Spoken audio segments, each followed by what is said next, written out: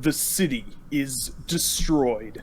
In its ashes stands the mighty behemoth, Godzilla. When all hope seemed lost, a blast of lightning shoots down from the sky, and out stepped the mighty Thor. Stop this madness now, creature, and no harm will come to you. The only response he would receive is a thunderous roar. Fine, have it your way. And the battle is on. It's the King of the Monsters versus the God of Thunder, here on Versus Debate. Now the rules for the debate are as follows. Each debater will be able to make 3 points. The match is a random encounter in a neutral location where neither combatant necessarily knows anything about their opponent or having any time to prepare for it. 3.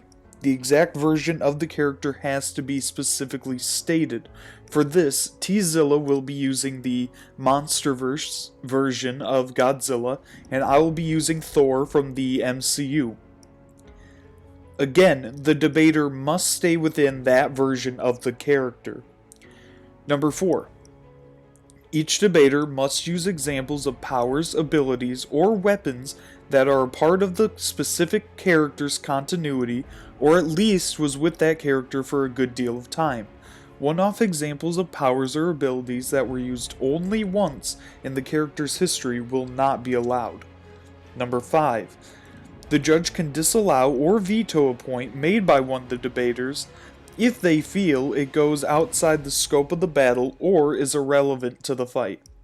And number 6, the winner of the debate is whomever the judge decides has the best ability to incapacitate their opponent to the degree where they can safely walk away with no further threat being present.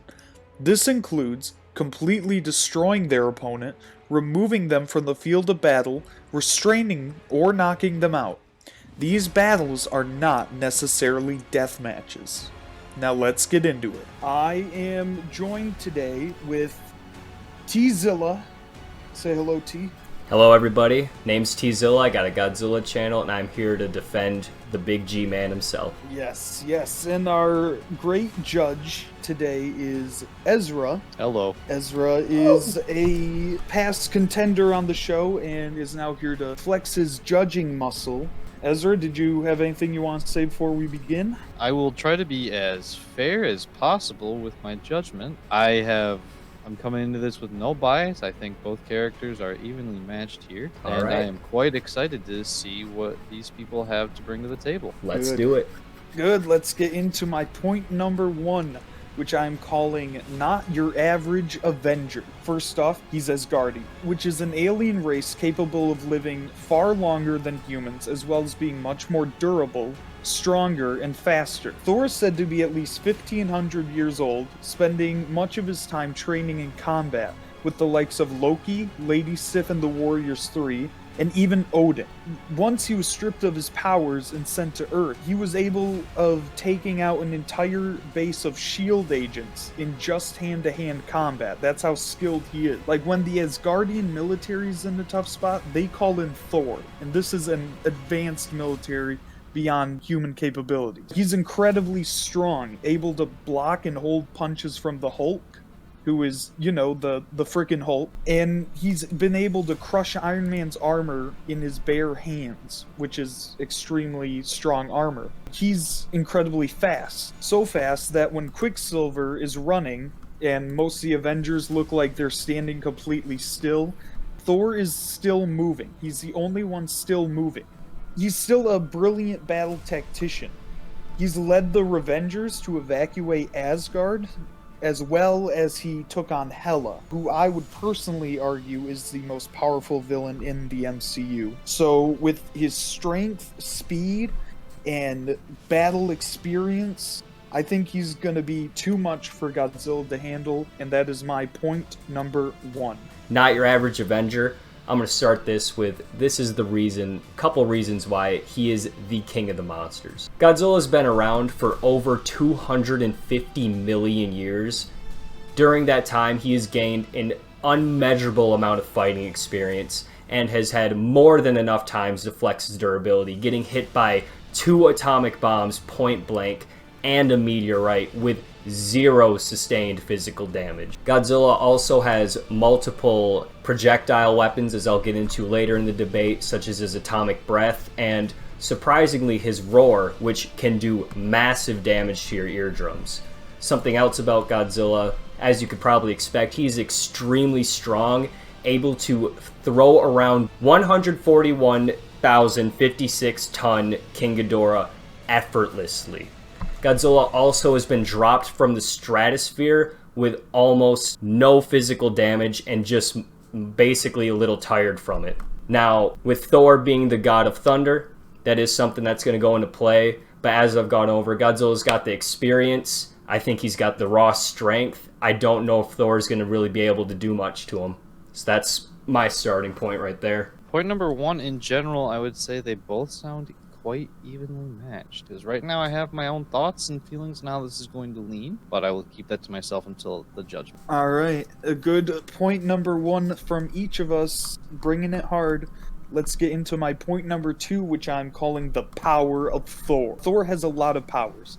So let's go through them and how exactly they'll be used to defeat Godzilla. First of all, he has weather manipulation capabilities, which means he's able to summon powerful storms at will. He's summoned lightning strong enough to take out an entire Chitauri fleet when it was attacking New York. And he's even summoned lightning so strong and powerful it was able to destroy the entire Asgardian palace, which is this huge golden palace in the middle of Asgard. He can charge his punches with lightning that have been strong enough to knock the Hulk dozens of feet up into the air. And even his lightning has been able to charge the Iron Man armor over 400% its capacity with just a single shot.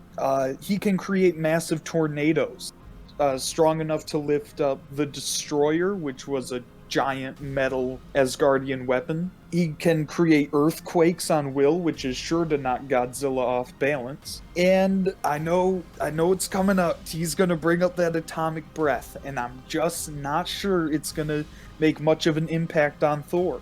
I mean, he is insanely durable as well.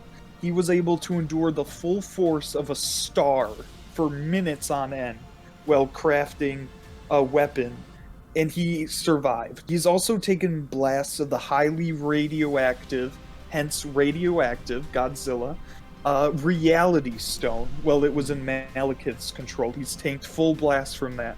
He can tank a lot, and it's been shown that he can heal from most wounds exceptionally fast. So, with the durability, the weather manipulations, I think it's going to be too much for Godzilla to handle. That's my point number two. I'm going to be calling this one starting off with a bang. Now, as Godzilla usually does when he meets his opponent, he lets him know he's there. And Godzilla's roar clocks in at 174 decibels, which is more than enough to do serious ear damage to someone, which I would imagine it might do a lot to Thor. I can't remember if we've ever seen necessarily vibrations or audio attacks a ton in the Marvel Cinematic Universe, but Thor is still a humanoid, and he does seem to have, basic human hearing. That might affect him a lot and do some serious damage. Also, if he were to try to get away, the audible radius of the roar is 3 miles, which is not as much as you'd think it would be, because elephants and other animals actually have a farther one, but it's because it's a high-pitched sound, not a low-pitched sound. Also, starting off with a bang, Godzilla's atomic breath. Thor may have some reaction time. It will take 3 seconds from Godzilla's back lighting up until he releases it from his mouth. However, his atomic breath speed from, mouth to wherever it goes has been clocked at 671 miles per hour, or 300 meters per second. Basically the entire length of Godzilla in 1 second. His atomic breath is very fast. It's faster than you would think. This Godzilla has been shown to be able to run, turn, punch, react quickly, dodge attacks. He's not just a slow lumbering giant, and if he can get Thor down for a second, that's all it's going to take to get hit by the atomic breath, which has been proven to be as hot as a star. That's how hot it can get. That's kind of my second point on Godzilla there. All right. We are at the turning point, which is where our judge, that's you, Ezra, decides on who is winning and what the other opponent has to do to convince you that they can take. Well, Matt, I'm gonna have to level with you here. It's not looking great for Thor. Honestly, from the fact that T-Zilla has stated that Godzilla is incredibly accurate with his atomic breath and is also surprisingly agile, it does seem to me that Thor is at a disadvantage here, and that's still not including the fact that if Thor is using his powers of lightning to fight against Godzilla, it's actually working to Godzilla's advantage. Now, Charging- Matt, I just had a quick question for Matt here. Yeah. Does Thor have the hammer or Stormbreaker during this, or are you going? I will get into that in my next point. Sounds good. Well, I've been in this position 2 times before in the past 2 episodes, but I think I can pull it out in point number 3, which I will get into now, which I am calling Mjolnir's Might. Let's talk about the weapons of Thor. Mjolnir was crafted from the heart of a dying star. It's easily Thor's most used weapon. This hammer is insanely strong. It's able to knock around characters like the Hulk. It was able to knock Tony Stark unconscious in one hit while he was inside the Mark 55, which is his most advanced armor in the MCU. It was so powerful that he was able to turn the entire country of Sokovia into rubble in just one hit. One hit. The country has fallen out of the sky in Age of Ultron. Thor just whammed at it one time and the whole thing just boom. So that's a lot of power in that hammer. It also grants Thor the ability to fly at extreme speeds. He was able to fly from New York to Norway in just seconds, but across the Atlantic Ocean, which I calculated out a jet plane would take 13 hours to do that. He's also has experience against kaiju type giant monsters. He's fought the Frost Giants, which is these giant warriors made of ice, and they had this giant dog thing. And what does Thor do? The second it opened its mouth, he flew through its mouth and out the back of its throat. Now, I'm not saying that would be the smartest idea for Thor to do with Godzilla, but I could definitely see him pulling something like that off where he just goes straight through Godzilla. Recently, though, Thor has gotten an upgrade. After Hela destroys Mjolnir, Thor sets off to craft Stormbreaker, which is his battle axe. Stormbreaker isn't necessarily more powerful than Mjolnir, but it does grant Thor a few more abilities. For one, Stormbreaker is bladed, and combined with Thor's insane strength, it was able to decapitate Thanos in one swing, when characters like Doctor Strange and Iron Man were only able to cut Thanos on his cheek. Thor was able to decapitate him in one swing. Stormbreaker also has a link to the Bifrost, which is this giant beam that Thor uses to travel between worlds and basically teleport. Now, Thor has used the Bifrost before to decapitate giant dragons. The Bifrost can pretty much cut through anything. It leaves insane burns in the ground wherever it's placed. I think that would cause incredible damage, if not outright kill Godzilla, if launched through him. Stormbreaker can also disperse lightning after being thrown, giving more of an area of effect than just what it hit. Thor has a telepathic link to both these weapons, where when he throws it, he can make it either come right back to him, or if he misses, he can make it curve around to hit what he wanted, make it go around corners, etc. It's also durable enough that it can block a blast from all 6 Infinity Stones, which Godzilla's atomic breath, powerful. Not 6 Infinity Stones powerful. These weapons have been shown that they can cross planets to get to Thor. So my thought is, what I'm kind of postulating here, is that Thor will start the battle out with Mjolnir, just because that's what he's more experienced with. But if it gets dicey, he can call Stormbreaker and it's there. And he's been shown in Endgame to be proficient using both in combat against the likes of Thanos. So, just a quick recap. His insane battle strategies, his strength, his insane speed, his flight, the might of Mjolnir and Stormbreaker. It's gonna overwhelm Godzilla. Godzilla is used to big, giant monsters. He's never fought a 6 foot tall man that can fly and hit him all over the place. That is my point number 3. I'm going to be calling this one David Does Not Beat Goliath. When it comes to combat, you usually expect Godzilla using his atomic breath because he uses it a lot, because most of the time it gets the job done. However, Godzilla is able to shoot his atomic breath out of every single spike on his back with little to no warning in a nuclear pulse. If Thor gets behind Godzilla at all, or his tail, he is in serious trouble, because that is going to not only hit him, but launch him into the air and give him enough stun time for Godzilla to whip around and shoot him into the stratosphere, where Thor's going to have to work on getting back. Also, if we're going to look into Thor's main weapon, it's going to be like lightning. And lightning, when making contact with the air, makes radiation. And if Godzilla gets too much radiation, he's going to turn into Burning Godzilla. In the Burning Godzilla state, Godzilla is essentially a walking star and will only stop once all of the power has left him. Therefore, once Thor stops using lightning, or once Godzilla has unleashed all of it onto one target. Now, usually, he would need Mothra for this, but due to the director of King of the Monsters unable to make a specific decision on how it works in the behind the scenes, it can be done with just radiation. And if Thor's going all out with that, just saying right here, very high voltages of lightning can produce very high electrons. When they slam into atoms in the air, they produce radiation, very similar to X-ray tubes. So yes, lightning can produce radiation. Therefore, Thor's gonna have to know not to use that, because he's not going to just fight Godzilla, he's going to be fighting Burning Godzilla. I think a lot of Thor's strongest feats are just going to get turned against him, because Godzilla is not only a walking monster, he's essentially a power converter with a brain. And also with Thor being small, I know you brought up he's never fought anything small like that. Well, he hasn't fought too much small. He has fought single-celled organisms that grow larger, and he notices them when they're quite small. And he has the eyesight to definitely pick out just one human being in a battlefield.